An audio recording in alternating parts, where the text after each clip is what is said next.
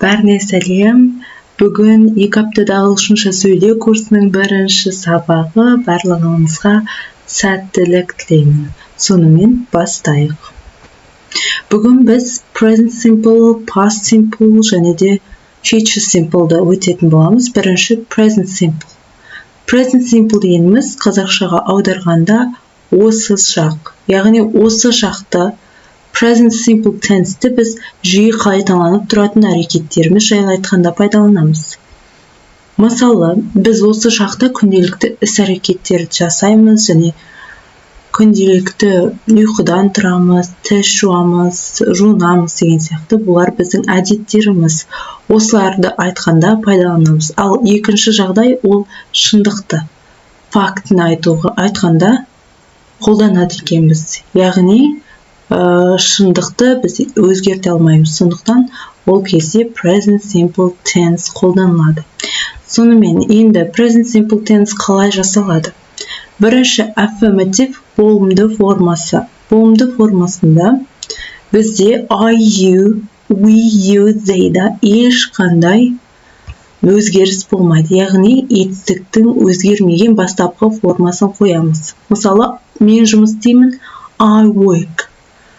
You work, we work, you work, және they work.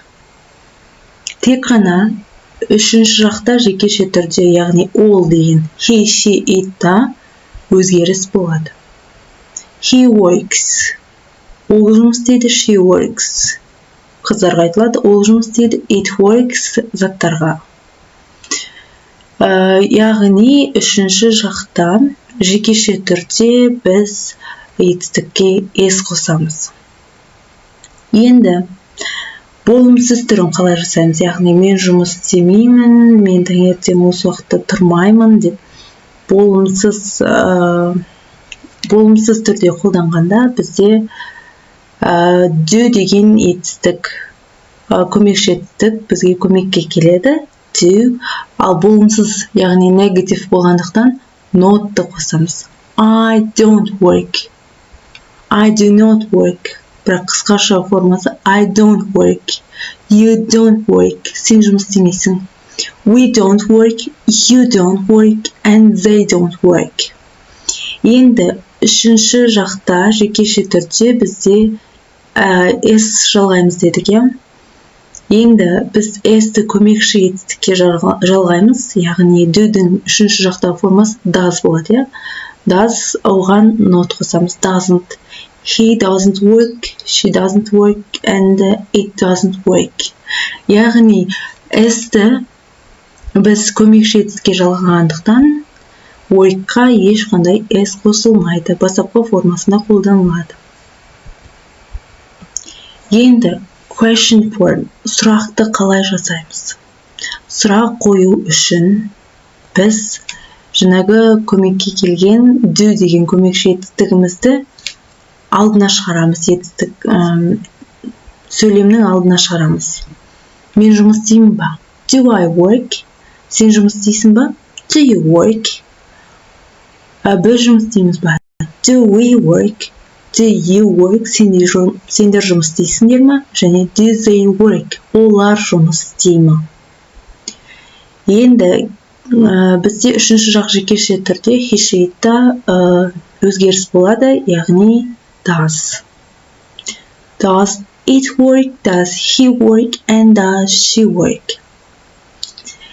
Енді қазақ тілінде бұндай сұрақтарға сен жұмыс істейсің ба, ол жұмыс істей ме дегенде иә, жоқ деп қысқаша жауап береміз. Сол сияқты ағылшын тілінде де short answers бар екен. Яғни қысқаша жауаптар. Біз сұрақты do-мен қойғандықтан жауапта да соны айтамыз, иә? Do you work? Yes, I do. Жоқ десек, no, I don't. Do I work? Мен жұмыс істеймін ба? Yes, you do. No, you don't.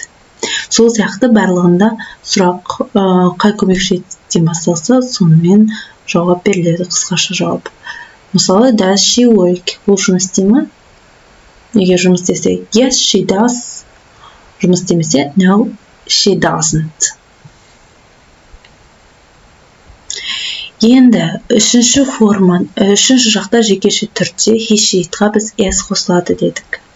Бірақ етістіктерге тек қана s емес, es, сонымен қатар ies деген жаңағы жалғаулар да қосылады екен. Яғни қосымшалар, Бұл жерде бірінші ең көп кездесетіні бұл s. Яғни көп етістіктерге біз s қосамыз. Start, starts. Play, plays. Ал енді екінші ереже es. Яғни es қосамыз. Қандай жағдайларда? Егер етістік чдан, double s-дан немесе o-дан аяқталған кезде. Мысалы, teach, teaches, do, does, miss, misses, go, goes. Енді consonant plus y. Яғни, егер етістік y-дан аяқталып тұрса, және y-дың алдындағы әріп дауыссыз болған жағдайда, біз y-ды i-ға айналдырамыз, одан кейін оған es қосамыз. Study, studies. Carry, carries. Өйткені, мысалы, study'ді қарасақ, y-мен аяқталып тұр, бірақ оның алдындағы әріп d бізде consonant, яғни дауыссыз, сондықтан studies. Y-ды алып тастап, ies қостық. Енді үшінші жағдай бізде ережеге бағынбайтындар. Ол жерде ең көп кездесетіні have. Яғни біз оған s қосып have істемейміз, оның өзінің формасы бар. Үшінші жақта жекеше түрде ол has. I have a book. Менде кітап бар. Ода кітап бар. He has a book. He has деп айтпаймыз. Енді екінші шақ бізде past simple, өткен шақ. Біз past simple tense'ді, яғни өткен шақты өткен белгілі бір уақытта аяқталып кеткен әрекетті айтқан кезде пайдаланамыз. Және де өткен шақтың болымды формасы барлық жағдайда бірдей. Жекешеге де, көпшеге де, және үшінші жақ жекеше түрге де.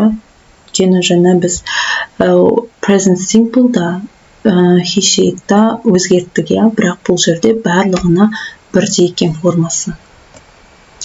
Және бұл жерде ең көп жағдайларда болымды сөйлем past simple affirmative жасау үшін біз көп етістіктерге ed қосамыз. Мысалы, I watched, мен көрдім өткен шақта. You watched, he, she watched, we watched, you watched, and they watched. And negative form. Negative form болымсыз формасы. Болымсыз формасында бізде жаңағы do деген көмекші етістік көмекке келген болатын. Бұл жерде do'дың past simple формасы did. Енді негатив болғандықтан not қосамыз. Мен көрмедім өткен шақта. I didn't watch. You didn't watch. He, she, it didn't watch. We, you, they didn't watch. Яғни барлығында формалары бірдей. Сонымен past simple'да сұрақ қалай қоямыз? Сұрақ қою үшін did деген көмекші етістікті сөйлемнің алдына шығарамыз. Яғни, did I watch? Мен көрдім ба? Did you watch? Did he watch? Did she watch? And did it watch? Did we watch? Did you watch? And did they watch? Олар көрді ма? Яғни, өткен шақта. Енді осы қойылған сұраққа қалай жауап береміз? Иә, жоқ деп. Short answers. Сұрақ did'дан басталып қойылғандықтан бізге көмекші етістік did'пен жауап беру қажет. Yeah, yes, I did. No, I didn't. Yes, you did. No, you didn't. Yes, he did. No, he didn't. Yes, we did. No, we didn't. Я, жоқ деп short answers'ды осылай жауап береді екенбіз, иә? Short answers'пен.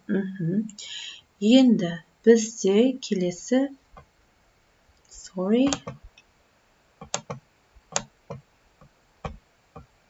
Okay. Бізде бұл жерде spelling rule, яғни дұрыс жазылуының ережесі бұл жерде ed-ға байланысты, және біз s-қа байланысты ережелерді айтқан болатынбыз present simple'да. Енді бізде past simple'да ed-ға байланысты. Ең бірінші, ең көп таралған жағдай бұл жерде ed-ді қосамыз етістікке. Мысалы, work, worked, play, played. Екінші жағдайда, егер етістіктің өзі i-мен аяқталып тұрса, онда біз ed емес, тек қана d-ді қосамыз. Мысалы, dance, i-мен аяқталып тұр, danced, die, died. Үшінші жағдай бізде, егер етістік y-мен аяқталып тұрса, ал y-дың алдында consonant, яғни дауыссыз дыбыс тұрса, y-ды i-ға айналдырып жібереміз де ed қосамыз. Яғни i-ed. Study, studied, cry, cried. Тура s-дағы сияқты, i-es қосатынымыз сияқты.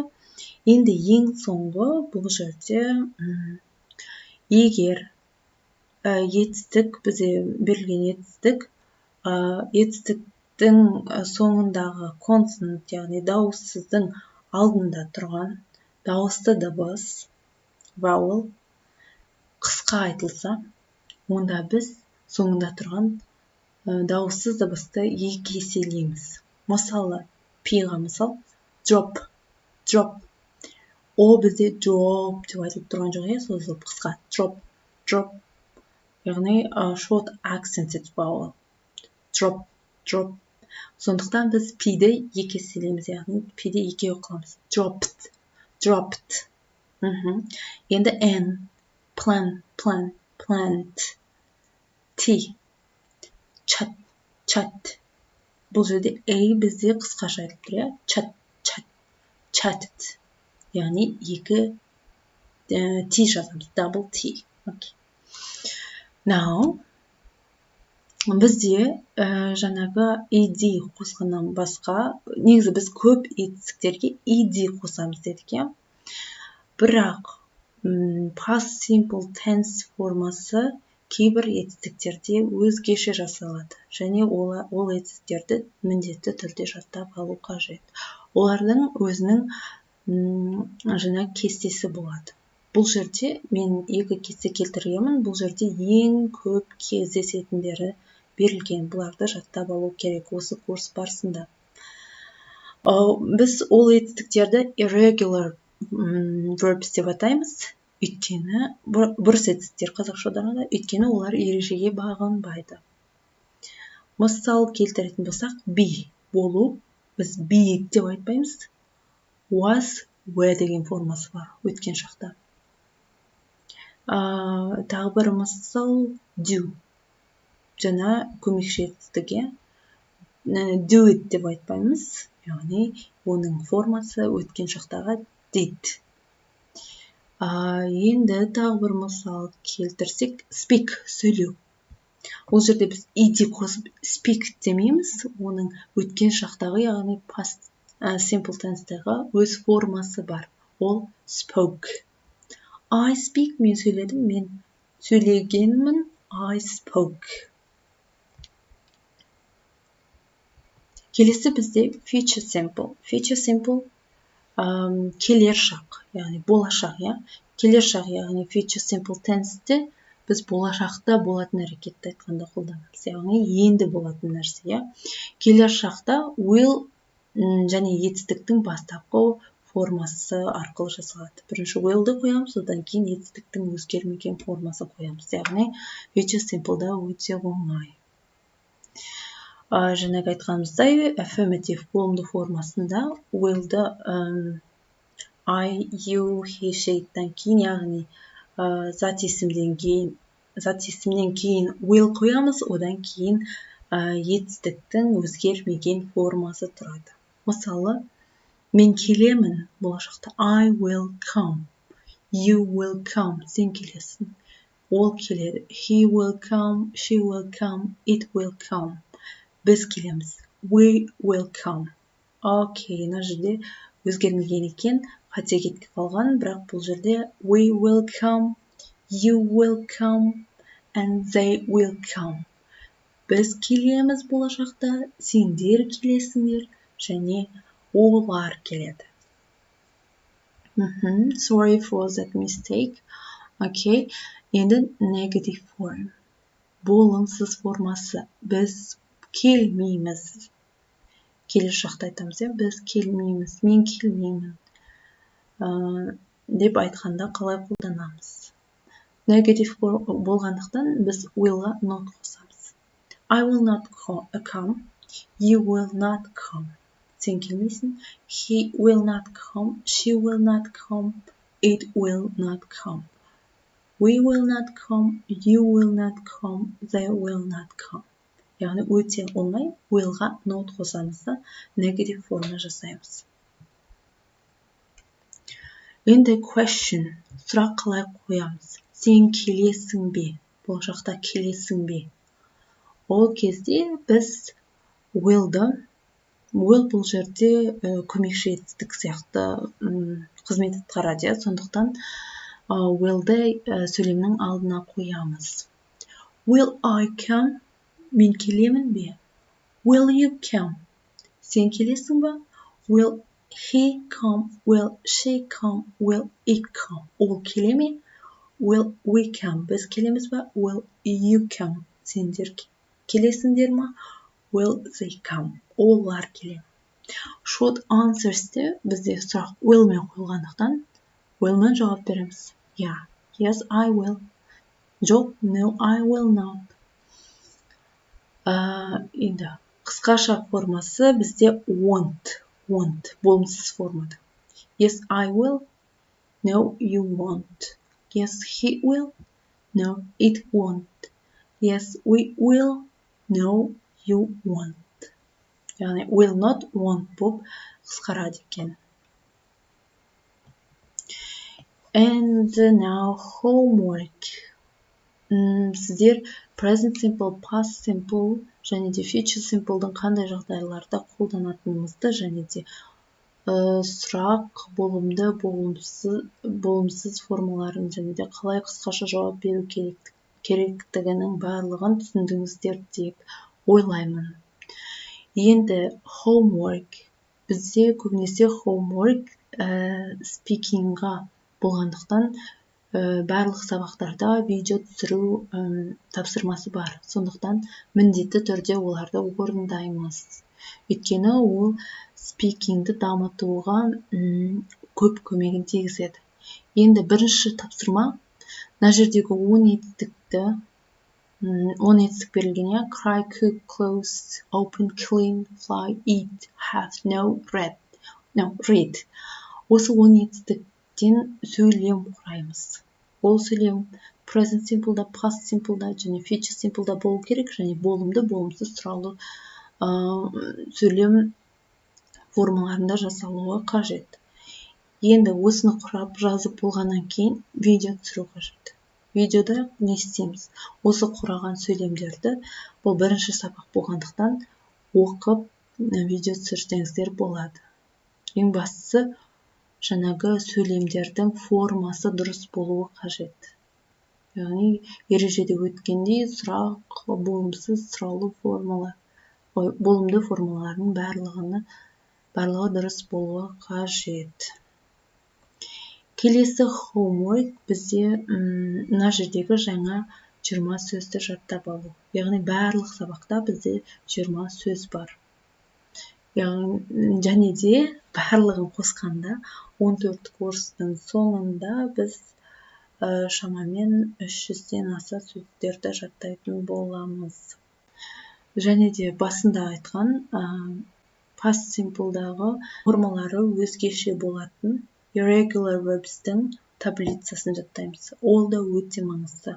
Ол жерде берілген таблица ең көп кездесетін етістіктердің past simple tense формасы берілген. Және жанында оқылуымен. Енді бізде соңғы тапсырма exercise, яғни жаттығулар орындау. Бұл жерде present, past, future simple'дарға байланысты берілген. Бірінші мына жерде present simple'ға байланысты дұрыс формасын қоямыз. Сұрақ болған кезде сұрақ, болымсыз болғанда болымсыз, яғни do not пен болымды болған кезде ешқандай өзгертусіз қоямыз. Екінші бізде past simple'ға арналған жаттығу. Бұл жерде negative формасын қойып шығамыз барлығында. Үшінші бізде future simple'ға арналған. Future simple tense'дің жаттығуы. Бұл жерде future simple'да, яғни келер шақтағы формасын қоямыз. Жақшаның ішіндегі етістіктердің.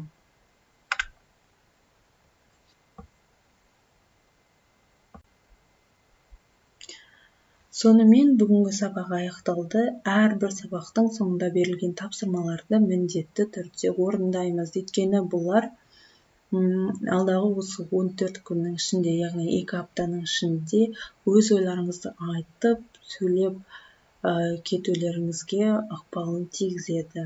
Сондықтан ешқандай homework'ті игнор жасамаңыздар. Барлығын орындаңыздар. Әсіресе сөз жаттау және де видео түсіру тапсырмалар. Okay, goodbye and see you in the next lesson. Bye.